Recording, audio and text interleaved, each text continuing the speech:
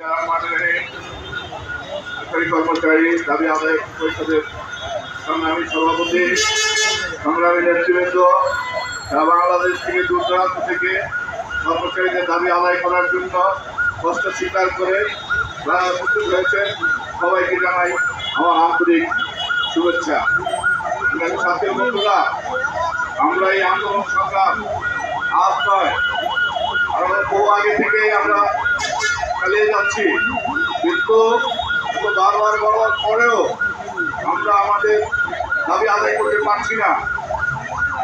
কারণ সরকারি কর্মচারীরা যা কিছু তা করতে পারে না, ইচ্ছা করলে রাস্তা আটকাতে পারে না, ইচ্ছা করলে পুলিশের সাথে দৌড়ঝাঁপ করতে পারে না, মারধর করতে পারে না, রাস্তা অবরোধ করতে পারে না।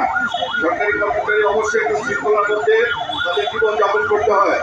আমরা সেই শৃঙ্খল জীবনযাপনের মধ্য থেকে আমাদের যে সমস্যাগুলো রয়েছে, আমরা যে আজকে জীবনযাত্রায় সাথে পাল্লা দিয়ে চলতে পারছি না, একটা দিন মজুর কীভাবে চলতে পারে সরকারি কর্মচারী হয়েও আমরা ঠিক সেভাবে চলতে পারছি না। সেই জন্যই আমরা আজকে রাজপথে এই রোগের মধ্যে দাঁড়িয়েও আমরা বারবার আমাদের সমস্যার কথা সরকারের কাছে তুলে ধরছি। আমরা বলছি যে আপনারা দয়া করে আমাদের বিষয় বিবেচনা করে, আমরা আর পারছি না।